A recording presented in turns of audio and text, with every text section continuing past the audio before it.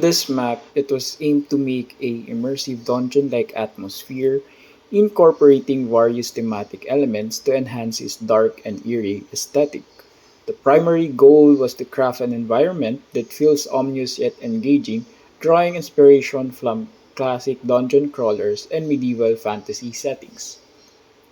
To achieve this, we carefully choose the surroundings with dim lighting sources, relying primarily on torches and candles to cast flickering shadows and deepen the sense of mystery. This is limited lighting not only enhances the atmosphere but also increases tension.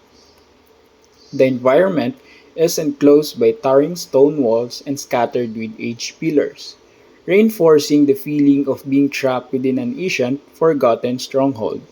The rough, worn textures of the walls and floors contribute to the dungeon's abandoned, foreboding nature. Lastly, for the enemy design, we incorporated simple yet effective zombie models to populate the area, reinforcing the game's eerie, haunted vibe. These undead creatures roam the dungeon, adding a constant sense of danger and unpredictability.